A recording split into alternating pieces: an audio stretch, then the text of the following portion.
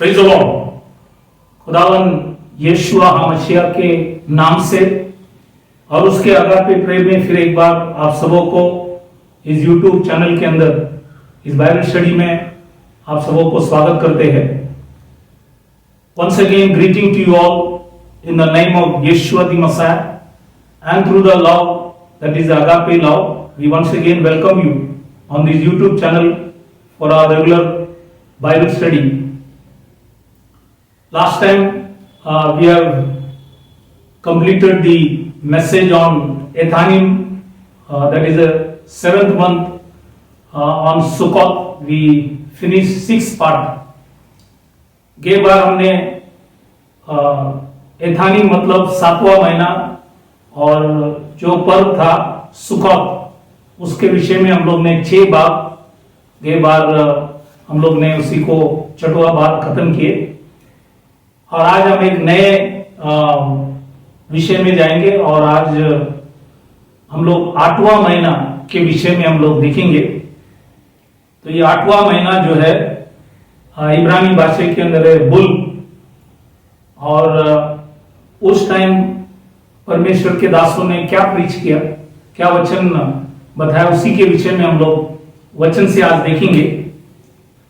Today will start with a new subject which is also the 8th month. Now the 8th month is called bull and we'll see about the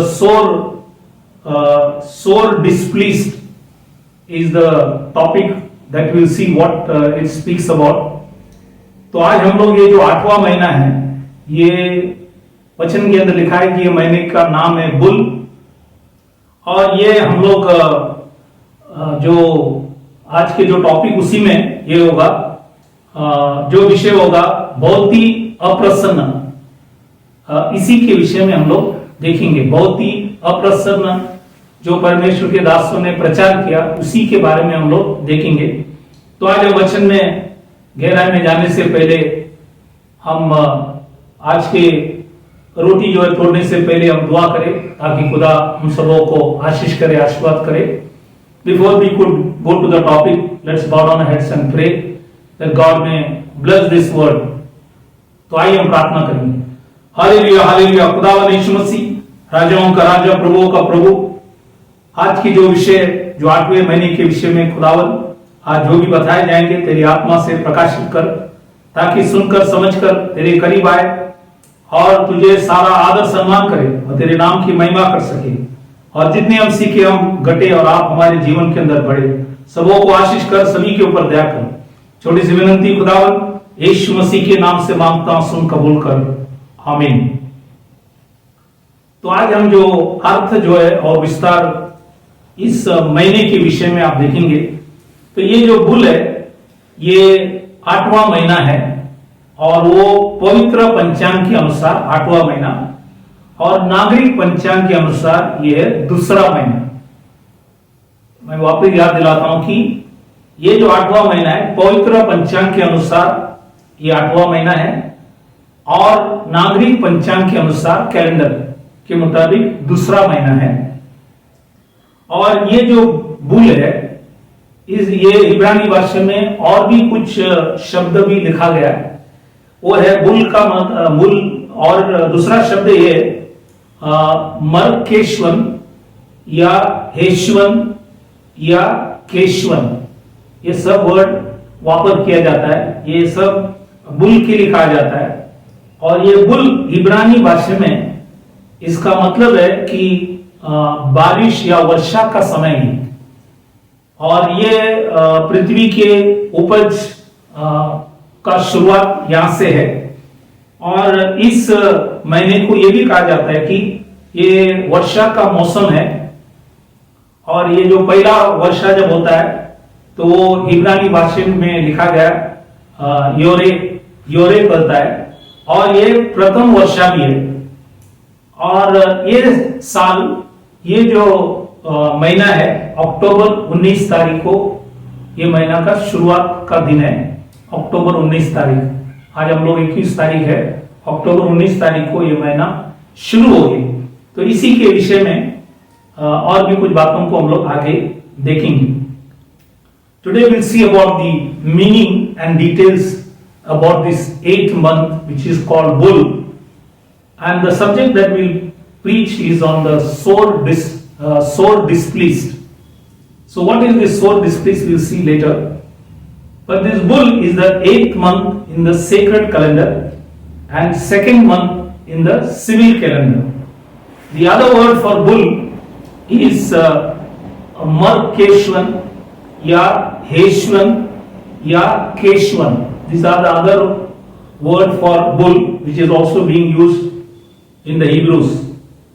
The word bull in Hebrew, it is called rain or produce of earth. This is the time when the earth produces something because the rain falls, and it is also the beginning of rainy season. The first rainfall is called in the Hebrew Yoreh, and this is also called the former rain. Like in the Bible, there are 2 rains mentioned. This is called the former rain. And this year, this month, the beginning was on October 19th. We are on 21st today. October 19th is the beginning of the 8th month Bull. So you can keep it in mind. And then now we'll see further what happened on this particular day. So the word bull is mentioned in 1 King 6:38. So 1 Kings chapter 6 verse 38, you will see the word bull there when Solomon completed or finished the temple work. आज ये जो 8वां महीना जो हम बोलते हैं कि bull है, ये शास्त्र के अंदर पहला राजा 8वां अध्याय 38वां वचन में आपको दिखने में आएंगे, क्योंकि 8वां महीने में सुलेमान राजा ने मंदिर का सब काम समाप्त किए. वहां पे लिखा गया है, इस बातों को आप देखेंगे. आगे हम जब जाएंगे तो जकरिया की किताब जब हम लोग आएंगे, जकरिया की किताब में जब आते हैं, अब ये जकरिया की किताब हम पढ़ने शुरू करने से पहले आप सभी को याद दिलाना चाहता हूं कि जब बाइबल के अंदर लिखा है, जो मंदिर दोबारा जब बनाने के लिए बाइबल के अंदर लिखा है, जब आज्ञा दिया गया और उस आज्ञा के जरिए इन्होंने मंदिर का नींव डाले, लेकिन विरोधियों ने आके इसको बंद किए और काम परमेश्वर का है, खुदा के है, इसलिए उन्होंने 2 नबियों को खड़े किए थे. एक था हगई और दूसरा था जकरिया. और मैंने कई बार वचनों के द्वारा बताया गया कि हगई ने भी 6वां महीने में पहला दिन प्रचार किया, तब लोगों ने उस बातों को ख्याल नहीं किए, लेकिन दोबारा खुदा ने 24 तारीख को 6वां महीने की जो 24वां दिन को वापस उन्होंने इजरायलियों से प्रचार करने के बाद इजरायलियों ने बाइबल के अंदर लिखा है माना और परमेश्वर के काम को शुरू किया. उसके बाद 7वां महीने में वापस हगई 21 तारीख को वापस प्रचार करते हुए भी हमने कई बार देखा. तो 7वां महीने में भी हगई ने प्रचार किया. उसके बाद 8वां महीने में जकरिया नबी प्रचार कर रहा है. तो आज जकरिया नबी 8वां महीने में क्या प्रचार किया वो हम लोग आज देखेंगे. तो 8वां महीने में उनका प्रीचिंग क्या था, उन्होंने क्या वचन को प्रचार किया, वो हम जकरिया की किताब पहला और दूसरा वचन जब पढ़ेंगे, पहला अध्याय जकरिया के पहला अध्याय पहला और दूसरा वचन जब पढ़ेंगे तो वहां पे खुदा ने जकरिया से कहा, लोगों को यह बात बता देना कि यहोवा तुम लोगों के पुरखाओं से बहुत ही क्रोधित हुआ था. अभी ये बाइबल में जो वर्ड है लिखा है कि क्रोधित, या इसका दूसरा अर्थ जो है मैंने कहा बहुत ही अप्रसन्न. ये है हमारे जो टॉपिक है, बहुत ही अप्रसन्न. तो यहां पे लिखा है कि खुदा पुरखाओं से, ये जो लोग बंधुआई से छुड़ गए उनको खुदा जकरिया नबी के द्वारा बता रहा है कि तुम्हारे पुरखाओं से बहुत ही क्रोधित हुआ था. तो आज हम देखेंगे क्रोधित होने का कारण क्या था. आज वचन से हम देखेंगे कि क्यों खुदा इन लोगों से, मतलब ये जो बंधुआई से आए लोगों के जो भी पुरखाओं थे उनसे खुदा नाराज क्यों थे, अप्रसन्न क्यों थे, क्रोधित क्यों थे, ये सारी बातों को आज हम लोग वचन से देखेंगे। क्योंकि ये जो क्रोधित वचन जो हम यहाँ पे पढ़ते हैं नए करार में, जब पहला कुरिन्थियन 10वां अध्याय 5वें वचन में लिखता है कि पौल कुरिन्थियन मंडली को जब प्रचार कर रहे थे तो उनको कुछ बातों को समझाया। उस टाइम उन्होंने पहला कुरिन्थियन 10 और उसके 5वें वचन में लिखा है, परंतु परमेश्वर ने उन में के बहुतेरों से प्रसन्न न हुआ, इसलिए वह जंगल में ढेर हो गए। बाइबल के अंदर लिखा है उनका ढेर हो गए, उनका नाश हो गए, क्योंकि बाइबल क्या है, बहुतों से खुदा प्रसन्न नहीं थे। बहुत लोगों से खुदा प्रसन्न नहीं थे, मतलब अप्रसन्न थे। इसलिए ये सेम वर्ड आप देखेंगे जकरिया जो लिखता है वही पौल भी वहां पे लिखा गया। इसलिए हम लोग देखेंगे आज कि क्या कारण है कि परमेश्वर क्रोधित था या अप्रसन्न था या नाराजी थे, क्यों है। हम यहाँ पे 12 उदाहरणों को देखेंगे कि या 12 कारण देखेंगे कि जिसकी वजह से खुदा उन लोगों से, पुरखाओं से बहुत क्रोधित था या अप्रसन्न था। Today when we start this subject on sore displeased, now that word we see in the Zechariah chapter 1. Now to get you a understanding of this book of Zechariah, you know that children of Israel, after coming out of captivity, the permission was given by the king to build the temple back. So they laid the foundation, but the adversaries came and stopped it. But when the work is of the Lord, God will always make a way where there is no way. So when the work was stopped, he raised up 2 prophets. One was Haggai and the second one was Zechariah. Now Haggai spoke on the 6th month, the first day, and told all the people that to understand, but nobody took care. Told them to consider the matter, but nobody considered. But again God sent him back on 24th day of the 6th month. That time people considered and they started the work again. Then again Haggai spoke on the 7th month, on the 21st day. Again he came and encouraged them. In the book of Haggai that you will see that. Now after that, after 7th month Haggai spoke, then God used Zechariah to speak in the 8th month, which is the month of Bull. So in the 8th month, Zechariah spoke in Zechariah chapter 1 verse 1 and 2. It says, when you read Zechariah 1 and 2, it says, the Lord has been so displeased with your fathers. The word displeased, in Hebrew it is called kausaf. Kausaf means to be wroth or to be angry. Now, the same scripture is also used by Paul in the New Testament while speaking to the Corinthian church. So when you read 1 Corinthians chapter 10 verse 5, it says, with many God was not well pleased and he overthrew them. He overthrew them because he was not well pleased. Now that is the same thing. Here also Zechariah is also speaking, and Paul reminding the church there. Here Zechariah is reminding these Jewish people who came out of captivity, is reminding them that the Lord has been so displeased with your fathers. Now today we will see there are 12 reasons for displeasure. What are these 12? We will see from the scriptures why God was displeased with the forefathers of the people who came out of captivity. Why God was displeased, we will see the reasons from the scriptures. What wrong the Israelite committed, all that thing we will see now.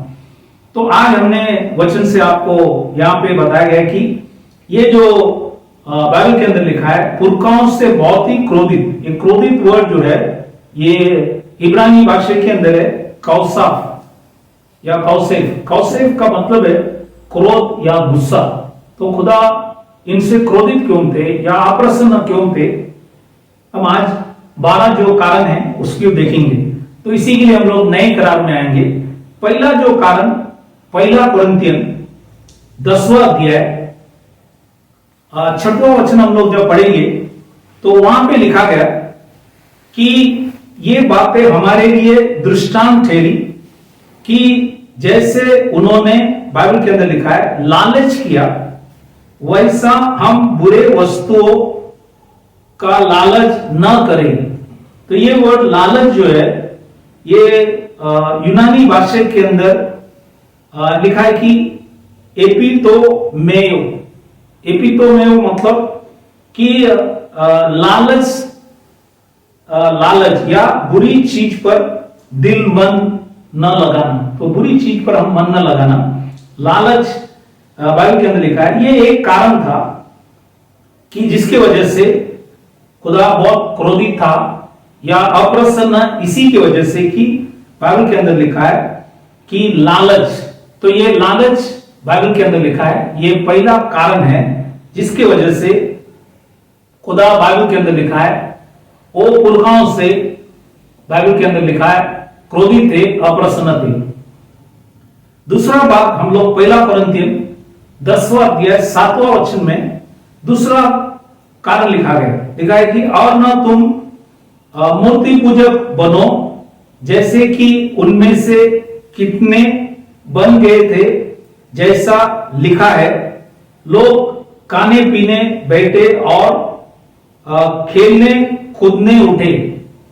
तो ये था उन्होंने दूसरा जो गलती Bible के अंदर लिखा है उन्होंने किया था, वो है मूर्ति पूजक बने। उन्हीं बाइबल के अंदर लिखा है, ये पॉल कोरिन्थियन चर्च में ये जो बाइबल के अंदर लिखा है ये अप्रसन्न बातों को नए करार के अंदर लिखकर मंडलियों को भी समझा रहा है ताकि हम इस बातों को समझ लें। इसलिए ये दूसरा कारण है। पहला मैंने बताया लालच, दूसरा जो है इजरायली लोग मूर्ति पूजक बन गए थे। इसी के विषय में भी आप जुना करार में भी आप ये वचनों को आप वचन पढ़ सकता है, उसमें लिखा गया। Now the reason for displeasure, there are 12 reasons. So today we'll see the 12 reasons why God was displeased with the fathers. That is, he's talking to the people who came out of captivity. He's telling them that the Lord has been so displeased with your fathers. Now what are the reasons? The first reason is Paul is writing in 1 Corinthians chapter 10 verse 6. It says, now these things are examples to the intent we should not lust. The word lust in Greek it is called epitomeo. Epitomeo means craving or to crave or craver, to set the heart upon or long for. That is the lust. And he says to the intent that we should not lust after evil things as they also lusted. That is, the children of Israel lusted. So Paul is writing to the Corinthian church. This is one reason why God was displeased with the fathers of all those people who came out of captivity. The second reason that you see in 1 Corinthians chapter 10 verse 7 says, neither be idolaters as were some of them, as it is written, the people sat down to eat and to drink and rose to play. Now that you also see in the Old Testament, you see that. So the second displeasure was that they became Israel, many of them became idolaters. That is the second reason God is mentioned here, which Paul is speaking to the Corinthian church, that this is an example that we should not do this thing. So the first one I said lust, the second I said it is idol worshipping. We go further. आज हम जब आगे जाएंगे, तीसरा जो कारण हम देखेंगे कि परमेश्वर क्रोधित क्यों थे या अप्रसन्न क्यों थे। तीसरा कारण पहला कोरिन्थियन 10वां अध्याय 8वां वचन में लिखता है, और ना हम व्यभिचार करें जैसे उनमें से कितनों ने किया, और एक दिन में बाइबल के अंदर लिखा है 23,000 मर गए। एक दिन में 23,000 मर गए। इसलिए पॉल ये तीसरा कारण यहां पे लिखकर हमें याद दिलाता है कि पुरखाओं की जो भी बाइबल के अंदर लिखा है, गलतियां जिससे परमेश्वर क्रोधित थे। यहां पे हमने तीसरा कारण देखा गया। चौथा जो कारण है वो ये लिखा गया कि पहला कोरिन्थियन 10वां अध्याय 9वां वचन में लिखता है, और न हम प्रभु को परखे जैसा उनमें से कितनों ने किया और सांप के द्वारा नष्ट किए गए। तो सांप ने उनको नष्ट किया क्योंकि उन्होंने परमेश्वर को, बाइबल के अंदर लिखा है, प्रभु को परखने लग गए और इसलिए उनके सबके, बाइबल के अंदर लिखा है, नष्ट हो गए। यह है यहाँ पे चौथा कारण जो मैं आपको बताया कि परमेश्वर उन लोगों से अप्रसन्न क्यों थे, क्रोधित क्यों थे, ये मैंने आपको यहां पे बताया। The third reason why God was displeased और so displeased with the people, that is the forefathers of the people who came out of captivity.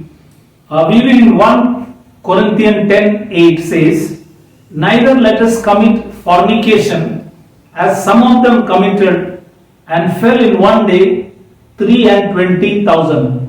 So in one day 23,000 people died because of fornication that Israel committed with the heathens in the Old Testament. That is the third reason. The fourth reason, 1 Corinthians 10:9, when you read it, there it says, neither let us tempt Christ as some of them also tempted and were destroyed of serpents.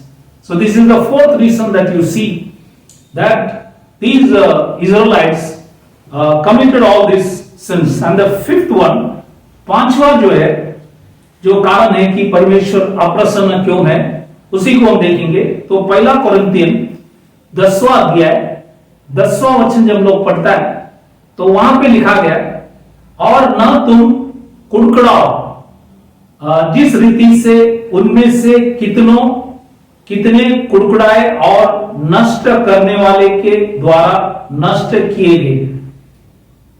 तो वहां पे Bible के अंदर लिखा है, बहुत बार Israel लोगों ने कुड़कुड़ाते गए। तो ये कुड़कुड़ाना भी एक पाप है, गलत है, और ये था पांचवा कारण जिससे परमेश्वर उन लोगों से अप्रसन्न थे, क्रोधित थे। The fifth reason that you see is when you read 1 Corinthians chapter 10 verse 10 says, neither murmur ye as some of them also murmured and were destroyed of the destroyer. Now this is another sin, murmuring. For everything people always murmur. That's why this is the fifth reason that why God was so displeased with their forefathers. छठवां जो कारण है वो हम लोग यूदा की किताब 11 वचन, क्योंकि एक ही अध्याय है, 11 वचन जब हम पढ़ेंगे तो वहां पे लिखा है कि उन पर हाय और कोरा के समान विरोध करके नष्ट हुए। ये विरोध करना ये यूनानी भाषा में ये है एंटीलोग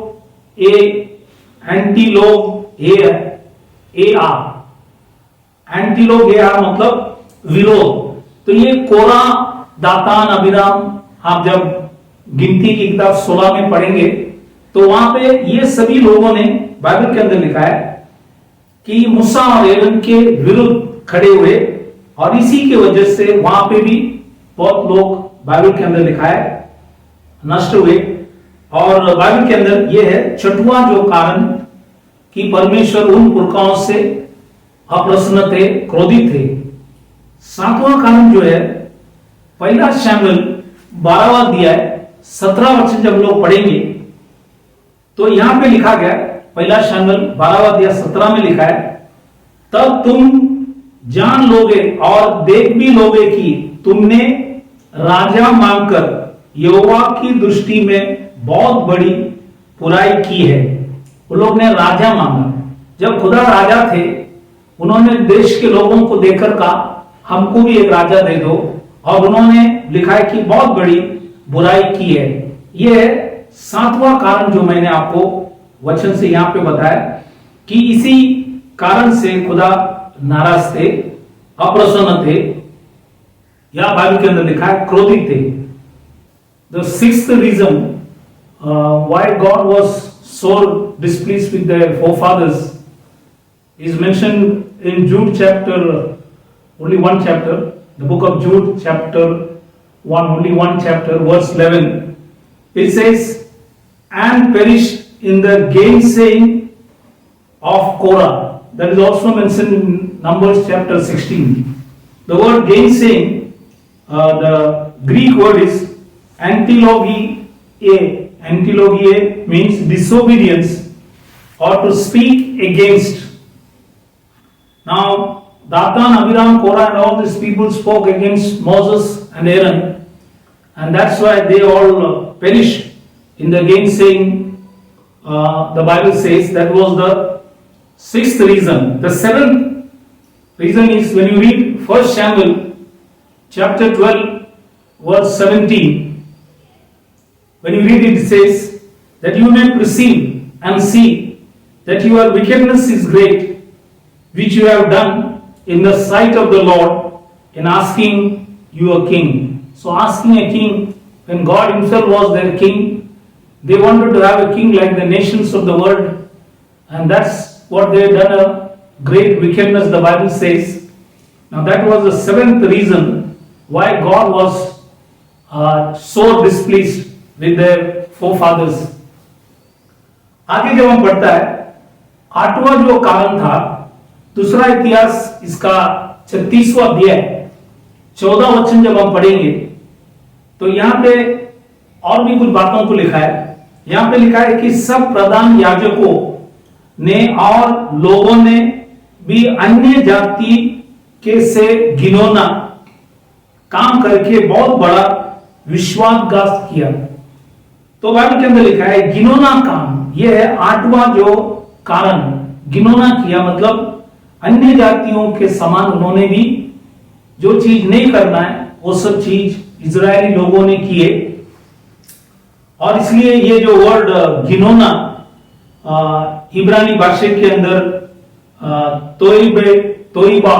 तोइबा का मतलब है कि जो बाइबल के अंदर लिखा है कि घिनौना मतलब जो चीज परमेश्वर को अच्छा नहीं लगता है वही चीज इजरायली लोगों ने किया था। नौवां चीज है वही दूसरा इतिहास 36वां अध्याय उसका 14 वचन में लिखा है, और यहोवा के भवन को जो उसने यरूशलेम में पवित्र किया था अशुद्ध कर दिया, तो मंदिर को भी अशुद्ध किया।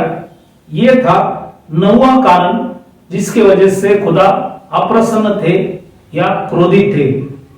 The eighth reason why God was so displeased is mentioned in 2 Chronicles chapter 36:14 says, moreover all the chief of the priests and the people transgressed very much after the abominations of the heathen. The word abomination in Hebrew it is called toiba. Toiba means detestable things or something disgusting or idolatry, which Israel did it. Now this is abomination. This is the eighth reason. The ninth reason, when you read 2 Chronicles 36:14 says, and polluted the house of the Lord which he had hallowed in Jerusalem.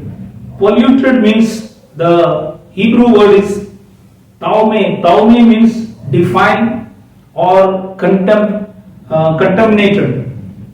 That is called polluted, and they polluted the house of the Lord. That is the another reason why God was so displeased. यहाँ पे हमने 9वां कारणों को देखा गया और हमने कहा कि यहाँ पे यहोवा की जो भवन परमेश्वर ने जो पवित्र किया था उसको अशुद्ध किया। ये वर्ड अशुद्ध जो इब्रानी भाषा के अंदर है ताउमे का मतलब है कि अशुद्ध करना। और 10वां जो कारण है, अभी हम 3 कारण साथ में देखेंगे, 10, 11, 12 कारण क्या है। दूसरा इतिहास 36वां अध्याय उसका 16 वचन जब पढ़ता है तो वहां पे लिखा है कि परंतु वे परमेश्वर के दूतों को थट्टे में उड़ाते। तो थट्टे में उड़ाना, ये इजरायली लोगों ने किया, ये भी बाइबल के अंदर लिखा है। इसी से भी परमेश्वर नाराज थे, अप्रसन्न थे, क्रोधित थे। ज्ञाना जो था, दूसरा इतिहास 36वां अध्याय 16 में वापस लिखा है, उसके वचनों को तुच्छ जानते थे। वचन को तुच्छ जानना, तुच्छ जोड़ है इब्रानी भाषा के अंदर बहुजा मतलब कि वचन को आदर सम्मान नहीं करना, तुच्छ जानना। और 12वां जो कारण था, दूसरा इतिहास 36वां अध्याय 16 वचन में लिखा है, और उसके नबियों की आसी करते थे, अंत यहोवा अपने प्रजा पर ऐसा झुंझुला उठा कि बचने का कोई उपाय न रहा। तो आज बाइबल लिखा है नबियों की हंसी करना, मतलब बाइबल के अंदर लिखा है इब्रानी में तवा या तावा, मतलब इसका मतलब है धोखा देना। सो दासों को क्या किया, नबियों को धोखा देना या बुरा व्यवहार करना, ये सब इजरायली लोग करते थे। तो यहाँ पे 3 कारण मैंने कहा कि ये है दूतों को ठट्टा में उड़ाना, वचन को तुच्छ जानना, और नबियों की बाइबल के अंदर लिखा है हंसी करते थे। तो ये टोटल मिलके आप देखेंगे यहाँ पे 12 कारणे हैं जिसे परमेश्वर इजराइल की पुरखाओं से अप्रसन्न थे, क्रोधित थे, और बाइबल के अंदर लिखा है, इसलिए आपको ये सब कारण यहाँ पे बताया गया। When we go further in the scriptures, 2 Chronicles chapter 36:16 says, but they mocked the messengers of God. They mocked the messengers of God.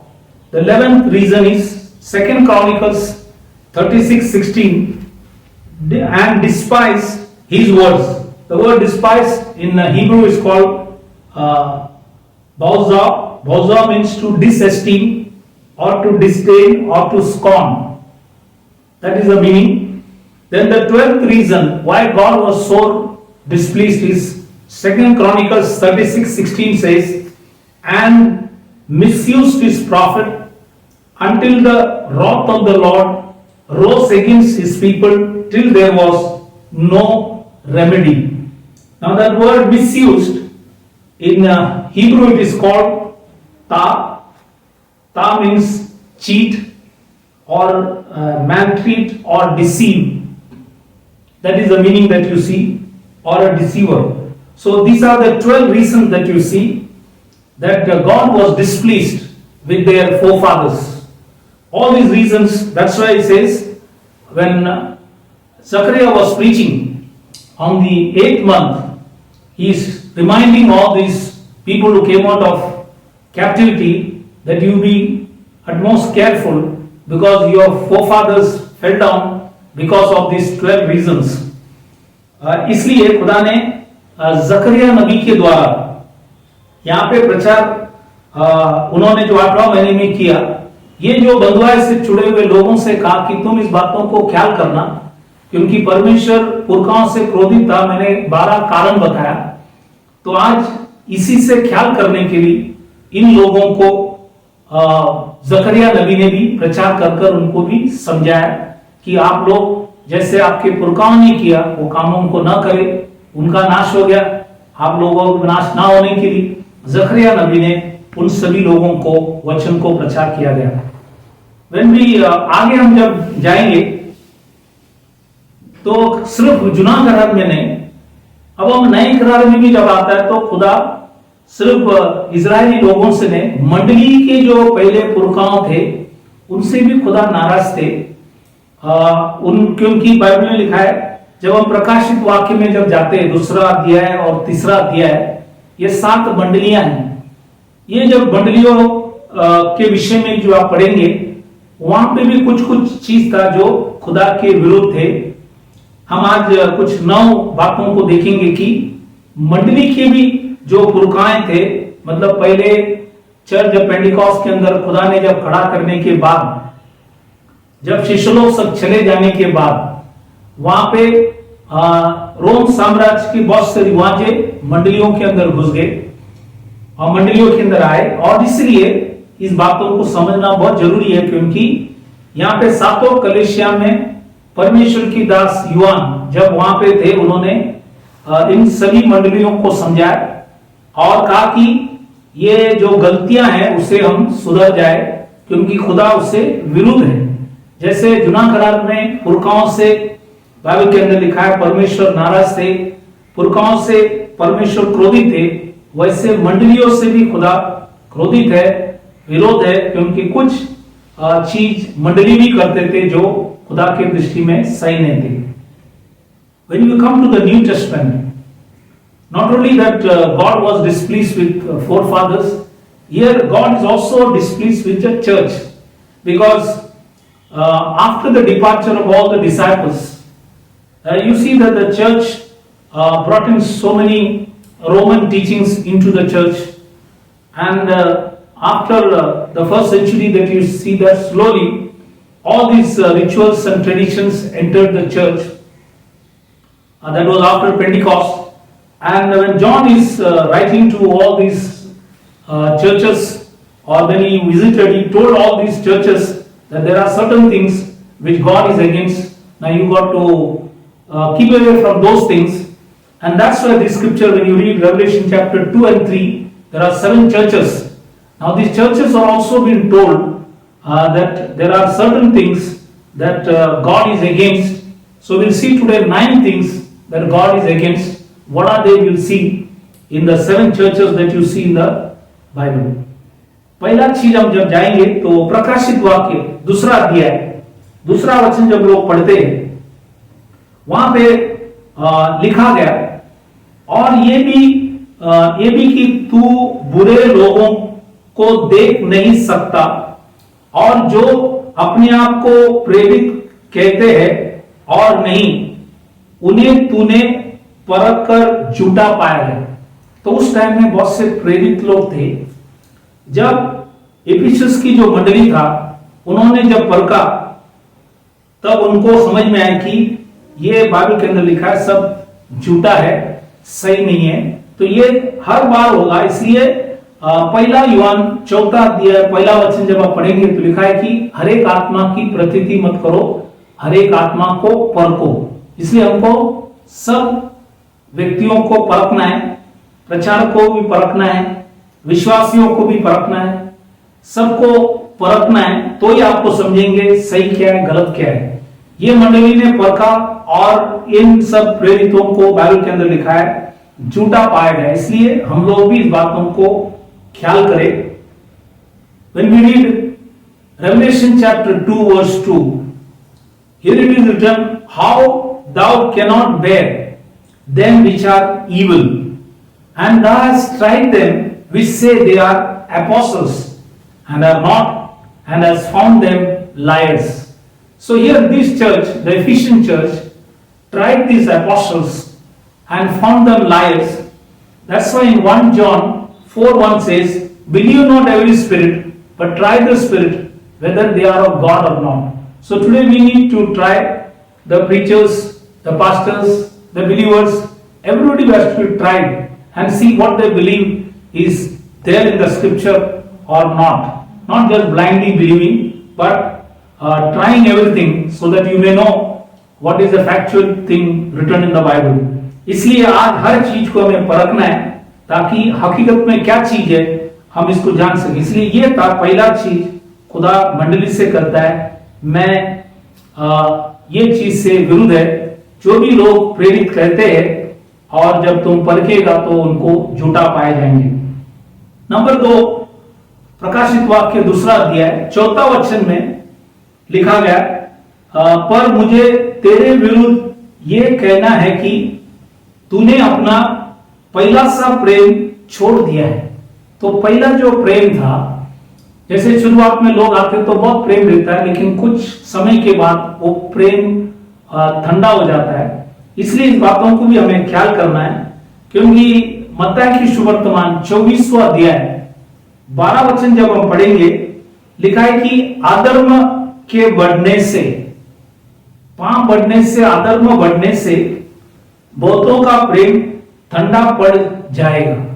तो अंत में देखो, बहुतों की जो प्रेम है मसीह में, मसीह का जो प्रेम है ठंडा पड़ जाएंगे। इसलिए हम लोग बातों को ख्याल करना, क्योंकि शुरुआत की जो मंडली, एफिशिएंस की मंडली में ऐसी घटना हुआ, इसलिए आज हमें भी याद दिलाते हैं कि हम भी पहले प्रेम जो है वो हम आखिरी तक हम उस प्रेम, मसीह का प्रेम जो अगापे प्रेम है, उसी में हम बना रहे। इस बातों को हम ख्याल करना है, क्योंकि लव मतलब प्रेम मतलब वो है अगापे प्रेम में हम बना रहे। मत्ती की सुवर्तमान 24:12 और प्रकाशित वाक्य 2:4 में जहां दोनों जगह पे जो प्रेम लिखा है वो है अगापे प्रेम।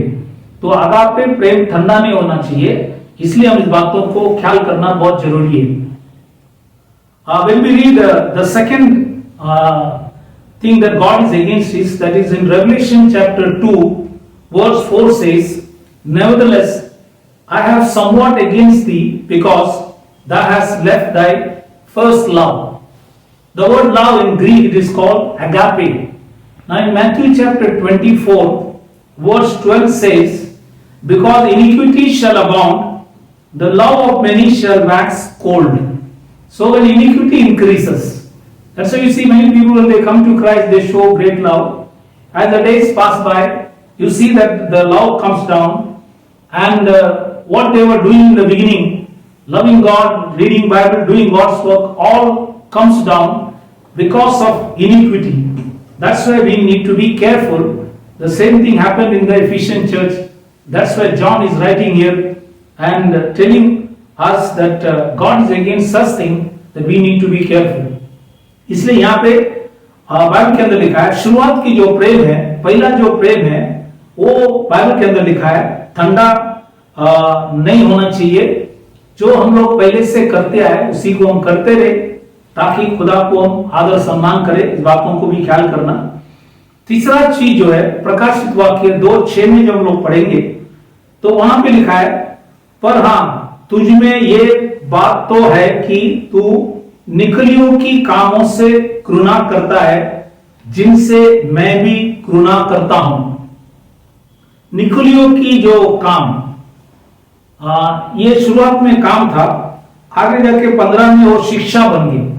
काम शिक्षा बनता है। अब ये काम है निकलियों की काम, मतलब निको मतलब कब्जा करना, लियो मतलब लोगों को क्या करते थे, कब्जा करते थे। मतलब ये भीड़ बनाने का काम जो है, ये है निकोलेटिन की शिक्षा, मतलब भीड़।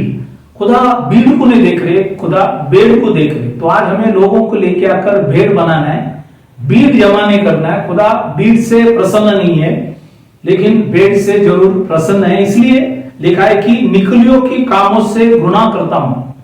कि ये भेड़, अगर हम लोग बहुत से मंडलियां सिर्फ एक ही काम करते हैं कि बहुत से लोगों को जमा करना, लेकिन बाइबल के नियम विधि वो सारी चीजों को मानेंगे नहीं। लेकिन मंडली में बहुत से लोग हैं, सब लोग अपने अपने मन से चलेंगे, वचन के आधार पर नहीं होगा। इसलिए ये निकोलियों के काम से ये मंडली बाइबल के अंदर लिखा है घृणा करता है, और बाइबल के अंदर लिखा है प्रभु भी करता है, जिनसे मैं भी घृणा करता हूं। परमेश्वर भी ये चीज से विरुद्ध है, ये हमें इस वचन के द्वारा याद दिला रहे हैं। The third thing, when you read Revelation chapter 2:6, here it says, but this thou hast, that thou hatest the deeds of the Nicolaitans, which I also hate. Now here what is deeds? Later on in John 2:15 you see it becomes a doctrine. The deeds become a doctrine later on. So the deeds of Nicolaitan means, Nico means to conquer, Laity means the people. So this is all, normally you see that people go for crowd conquering the crowd, but not telling them the truth of the Bible. So most of the people look for crowd, but not looking for the sheep. So God is not interested in the crowd, but God is interested in the sheep, that we must feed them the word, the biblical teachings we must give them, and keep them disciplined through the word of God, not by rituals and traditions what they have been following for years together. You need to correct them and bring them. So God is not interested in the deeds of the Nicolaitans. He says this church was hating, and he says I also hate it. This is the third thing God said, we need to be careful. God is against this thing. That's why we have seen the third thing here. आगे जब चौथा चीज हम जब देखेंगे, प्रकाशित वाक्य 2:9 में लिखता है, ये चौथा जो चीज खुदा विरोध था मंडली से, वो ये था, प्रकाशित वाक्य 2:9 में लिखता है, और जो लोग अपने आप को यहूदी कहते हैं और है नहीं, पर शैतान की सभा है। लिखा है कि शैतान की सभा है, उनकी निंदा को भी जानता हूं।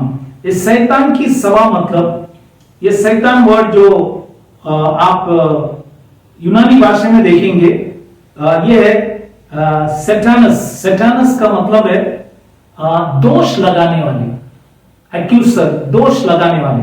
तो ये मंडली, बहुत से मंडलियां हैं दोष लगाने वाली मंडली। आप सत्य प्रचार करेंगे, दोष लगाएंगे।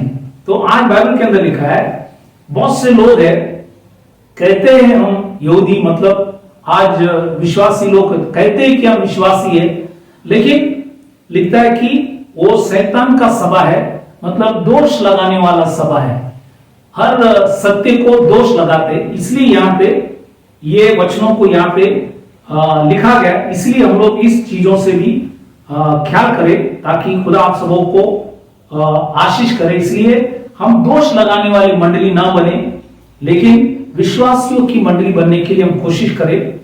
The fourth thing that you sees when you read Revelation chapter 2:9, he says, I know the blasphemy of them which say they are Jews and are not, but are synagogue of Satan. The word synagogue is assembly of people.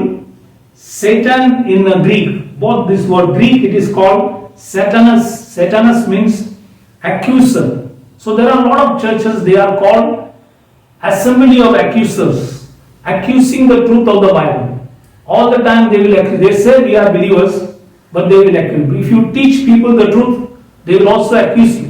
If you tell people God is one, baptism should be in the name of Yeshua the Messiah, a lot of Christians will criticize you. A lot of people will accuse you and say that this is cult and this is this and that and so many things. But truth will always remain truth. That's why God said there is a assembly of accusers are also in the world. That's why we should not be in that. That's what the scripture says. तो इसलिए ये वचनों को यहाँ पे दिया गया।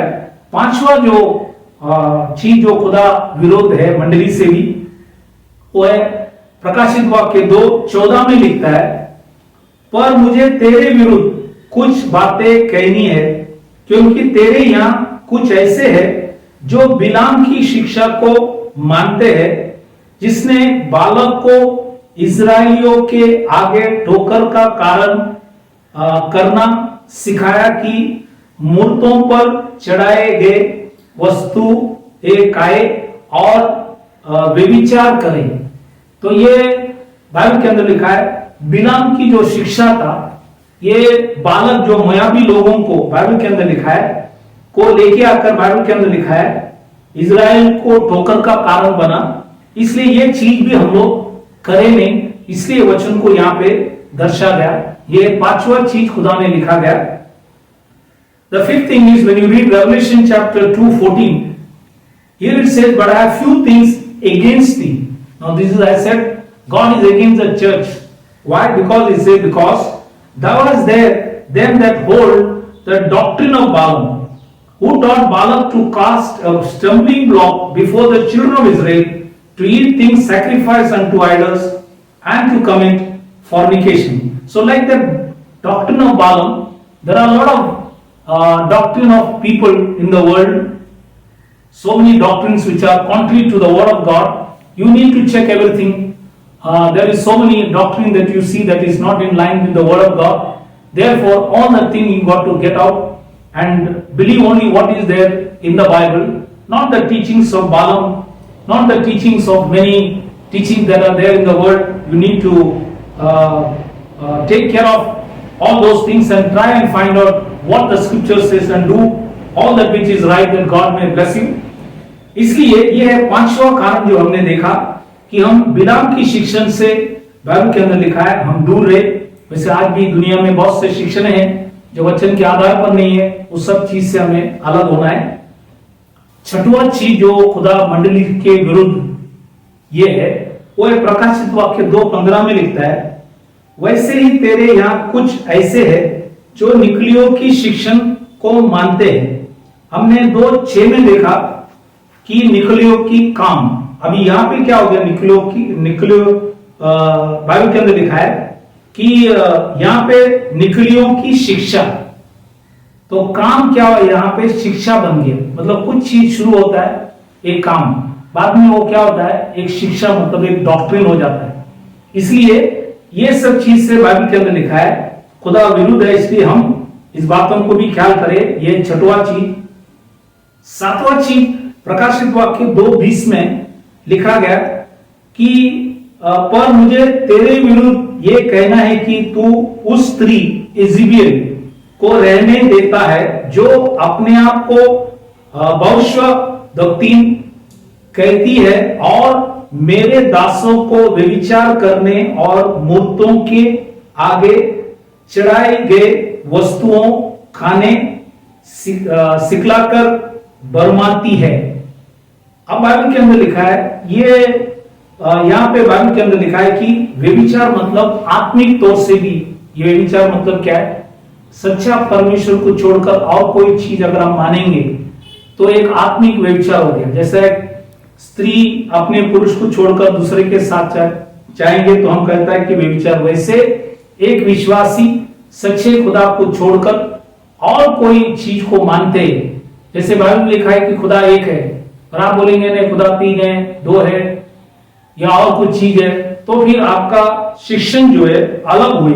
इसलिए ये स्त्री जो था बाइबल के अंदर लिखा है, इजेबेल को ये मंडली रहने देते थे और बाइबल के अंदर लिखा है वो दासों को व्यभिचार करने मतलब गलत चीज सिखाते थे। क्योंकि आप जुना करार में इजेबेल के विषय में जब पढ़ेंगे तो आपको मालूम है उन्होंने अपने पति एहाब को भड़काकर दूसरों का जगह हड़पने के लिए और झूठे साक्षी खड़ा कर नाबोत को नाश किए। ये सब जो कार्य आप देखेंगे ये मंडलियों के अंदर, लोगों के अंदर, विश्वासियों के अंदर ऐसे सब बुरे चीज हम न करना। इसलिए ये वचन को भी हमें याद दिलाए कि इजेबेल की बाइबल के अंदर लिखा है वो शिक्षण बाइबल के अंदर लिखा है मंडलियों के अंदर ना होना चाहिए। The seventh thing that you see that God is against is Revelation chapter 2:20 says, notwithstanding, I have a few things against thee, because thou sufferest that woman Jezebel, which calleth herself a prophetess, to teach and to seduce. See, to teach and to seduce my servant to commit fornication and to eat things sacrificed unto idols.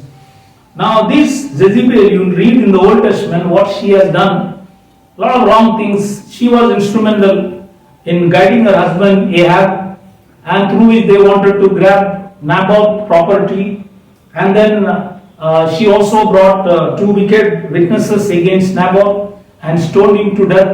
So all these things that she has done, that kind of teachings and that kind of doctrines should not be there in the church. That's why God is reminding the church that these kind of teachings should not be allowed in the church. That is the 7th thing the Bible speaks about. 8वां चीज जो है प्रकाशित वाक्य 3रा अध्याय 2रा वचन जब लोग पढ़ेंगे, यहाँ पे सार्डिस मंडली से खुदा ने कहा गया, जागरूक हो और उन वस्तुओं को जो बाकी रह गई है और जो मिटने का है उन्हें दृढ़ कर, क्योंकि मैंने तेरे किसी कामों को अपने परमेश्वर के निकट पूरा नहीं पाया। तो इनका काम पूरा नहीं था, ठीक नहीं था, कुछ काम थे जो सही नहीं थे। वैसे आज भी बहुत से सार्डिस के सके बहुत से मंडलियां हैं जिनका काम वचन के आधार पर नहीं है। इसलिए हमें ढूंढकर परखकर जो उसकी दृष्टि में जो सही है वही चीज करे। और 9वां चीज खुदा ने लौदीकिया की मंडली से कहा, प्रकाशित वाक्य 3:16 के अंदर जब हम पढ़ते हैं तो खुदा ने ये मंडली से भी कहा, आखिरी मंडली लौदीकिया का, इसलिए कि तू गुनगुना है, बाइबल के अंदर लिखा है, इसलिए कि तू गुनगुना है और ना ठंडा है और ना गर्म। मैं तुझे अपने मुंह में से बाइबल लिखा है उलगने पर है, बाइबल के अंदर लिखा है उगलने पर है, वो उगल दिया मंडली को, मंडली से करता है, समझे? क्योंकि बाइबल के अंदर लिखा है कुछ विश्वासी ना ठंडे रहता है ना गर्म रहता है, इसलिए खुदा लिखता है कि मैं उन्हें, बाइबल के अंदर लिखा है उलगने पर है। तो लौदीकिया की जो मंडली था वो उस मंडली से प्रकाशित 3:16 में जो वचन देखिए लिखा है कि वो बहुत से लोग वहां पे ना ठंडे ना गर्म, इसलिए प्रभु ने कहा तुझे मैं अपने मुंह में से उगलने पर है तो उगल दूंगा करके परमेश्वर ने कहा। इसलिए हम ख्याल करें, एक तो हम वचन को आदर सम्मान करें और उसी के आधार पर हम चले, हम वचन को आदर कर कर चले ताकि हम खुदा को माने और उसने दिया हुआ वचन, क्योंकि आज मंडली ने तो खुदा के दृष्टि में भाग हो जाएंगे, इसलिए हम लोग इस बात को ख्याल करना है।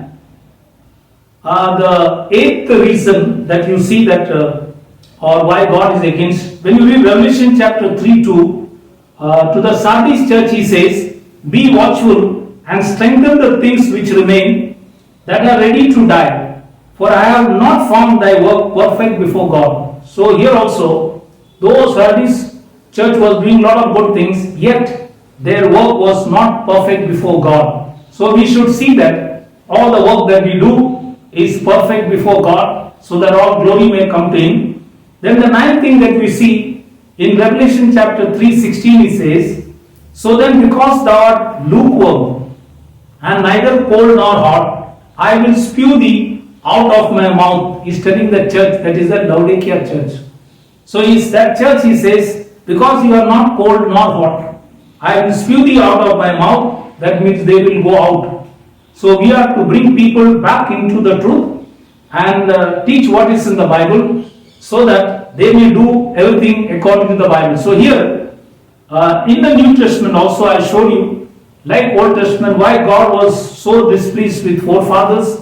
Here God is also so displeased with the earlier churches that brought a lot of man-made doctrines into the church. So we need to have a cleansing should be done, that we may do all that which is right in thy sight. तो आज मंडली के जो विरुद्ध कामों को मैंने वचन से बताया, जैसे खुदा पुरखाओं से बाइबल के अंदर लिखा है नाराज से, पुरखाओं से बाइबल के अंदर लिखा है क्रोधित थे, वैसे मंडलियों से भी खुदा विरुद्ध है। उस बातों को आज हमने नए करार से भी देखा गया।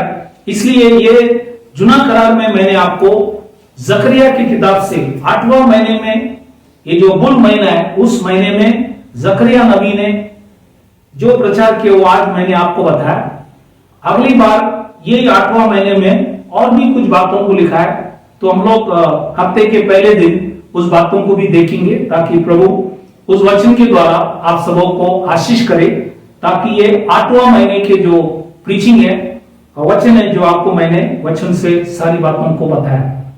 Today we have completed the first part on the 8th month, which is the bull, the sore displeased subject that we have seen today in the Old Testament, and also why God is against the churches in the New Testament.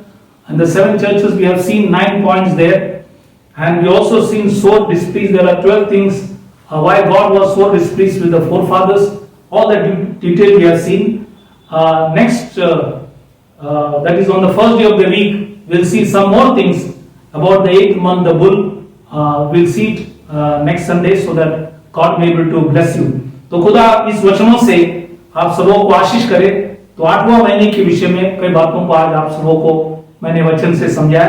प्रभु इस वचन से आप सबों को आशीष करे। God bless you. That whatever written in the scriptures regarding the 8th month, that is the bull, I have shown you. So God may bless you, keep you strong till we meet again. God be with you. जब तक हम मिलते नहीं है, खुदा आप सबों के साथ यीशु मसीह आने तक आप सबों को संभाल के रखे। इसलिए हम ज्यादा समय प्रार्थना में और उपास में अपने जीवन को हम इस्तेमाल करें, क्योंकि अब हम संगति ना होने से हम इसी के द्वारा घर में खुदा को धन्यवाद करें, ताकि जो भी समय हम उसको कीमती समझकर खुदा की खुदा के लिए हम प्रार्थना करें और वचन पढ़ें ताकि वचन की समझ हमारे जीवन के अंदर आए। प्रभु आप सबों को आशीष करे, आशीर्वाद करे। Thank you very much. God bless you. Praise the Lord.